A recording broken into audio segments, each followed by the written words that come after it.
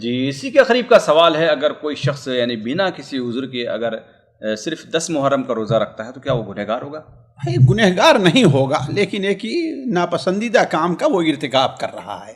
مکروہ ہوگا، اسے حرام نہیں کہہ سکتے، اس لیے کہ اللہ کے رسول صلی اللہ علیہ وسلم اپنی پوری زندگی ایک ہی دن کا روزہ رکھتے رہے ہیں،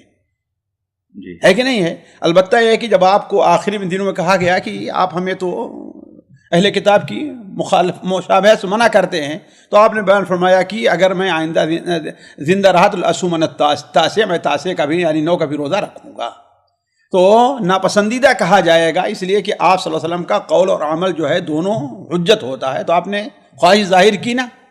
خواہش ظاہر کی، لہذا ناپسندیدہ ہوگا، اسے ناجائز اور حرام نہیں کہہ سکتے۔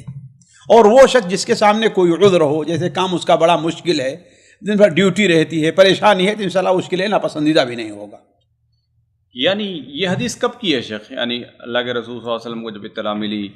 کہ آپ صلی اللہ علیہ وسلم نے پتہ چلا کہ حضرت موسیٰ علیہ السلام کی خوشی میں رکھتے ہیں، دیکھیے نہیں آپ دو چیزوں کو ایک ساتھ نہ ملائیے، یہ چیز تو آپ صلی اللہ علیہ وسلم کو مدینہ منورہ پہلے آنے کے بعد ہی یہ چیز معلوم ہو گئی کہ یہود اس دن کا روزہ رکھتے ہیں۔ آپ صلی اللہ علیہ وسلم عاشورہ کا روزہ مکہ میں بھی رکھا کرتے تھے، صحیح بخاری میں حضرت عائشہ کی روایت ہے، مکہ میں بھی آپ عاشورہ کا روزہ رکھتے تھے، اور قریش بھی عاشورہ کا روزہ رکھتے تھے، تو عاشورہ کی فضیلت قدیم ہے، کوئی جدید نہیں۔ لیکن جب آپ مدینہ منورہ تشریف لے آئے تو آپ نے دیکھا کہ یہود بھی رکھتے ہیں، پوچھا کیوں رکھتے ہو تم لوگ، تم کیوں رکھتے ہو؟ تو یہود نے کہا کہ یہی تاریخ ہے جس دن اللہ تعالیٰ نے موسیٰ علیہ السلام کو فرعون اور اس کی قوم سے نجات دیا تھا، تو موسیٰ علیہ السلام نے شکر کے طور پر کہا ہم بھی ان کی اتباع میں رکھتے ہیں، تو آپ نے فرمایا کہ ہم تو موسیٰ کے زیادہ حقدار ہیں۔ تو آپ صلی اللہ علیہ وسلم گویا کہ اسی طریقے پر باقی رہتے قریش میں رہ کر روزہ رکھتے تھے، لیکن شروع میں آپ صلی اللہ علیہ وسلم کو اہل کتاب کی مخالفت کا حکم نہیں ہوا تھا، بلکہ ابتدا میں آپ اہل کتاب کی موافقت کو پسند کرتے تھے، اہل کتاب کی موافقت کو پسند کرتے تھے، جیسا کہ قبلے کے بارے میں بھی ہے کہ آپ نے وہی قبلہ اختیار کیا۔ لیکن جب دین مکمل ہو گیا اور آپ صلی اللہ علیہ وسلم کو گویا اسلام کو ایک مستقل حیثیت حاصل ہو گئی، تو نبی صلی اللہ علیہ وسلم نے اہل کتاب کی مخالفت کا بھی آپ کو حکم ہو گیا، اور آپ نے اہل کتاب کی مخالفت کی، بلکہ 30 سے 32 یا اس قسم کی حدیثیں ہیں جس سے پتہ چلتا ہے کہ اللہ کے رسول صلی اللہ علیہ وسلم نے اہل کتاب کی موافقت سے منع فرمایا، ان کی مشابہت سے منع فرمایا ہے نا۔ تو یہ آخری مرحلہ ہے، اسی لیے جب بالکل آخری مرحلے میں آپ کی زندگی کے آپ سے کہا گیا تو آپ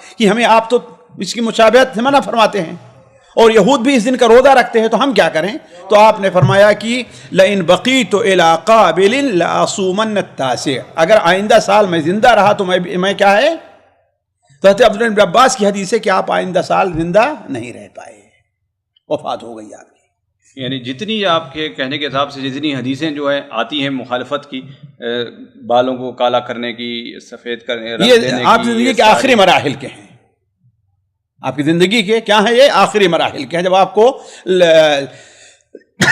حجۃ الوداع یا اس کے قریب دین کی تکمیل ہوئی ہے نا، دین مکمل ہو گیا اور آپ صلی اللہ علیہ وسلم کو یہود کی اہل کتاب کی مخالفت کا حکم دیا۔ تو سامعین کرام، ہمارے علمی اور عوامی دروس اور سوال و جواب کی مجلسوں سے آپ خود بھی مستفید ہوں اور اپنے دوست و احباب کے ساتھ بھی شیئر کریں۔ عین ممکن ہے کہ آپ کے شیئر سے کسی کی اصلاح اور آپ کے لیے صدقہ جاریہ بن جائے۔ واٹس ایپ پر اسلامک میسج حاصل کرنے کے لیے نمبر نوٹ فرمائیں: یعقوب عزیز 00966 5089 59707۔ واٹس ایپ سوال جو آپ گروپ میں ایڈ ہونے کے لیے نمبر نوٹ فرمائیں: عبدالسلام عمری 00966 502627 نمبر بھیجتے ہوئے نام اور پتہ ضرور لکھیں۔ اسی طرح ہمارے یوٹیوب چینل اسلامی دعویٰ کو ضرور سبسکرائب کریں تاکہ ہماری ہر نئی اور اہم ویڈیو کی اطلاع آپ کو فوری حاصل ہو جائے۔ تمام دروس، مقالات اور سوال و جواب سیریز کے لیے ہماری مشہور ویب سائٹ www.islamidawah.com کا مشاہدہ کرتے رہیں۔ السلام علیکم ورحمۃ اللہ وبرکاتہ۔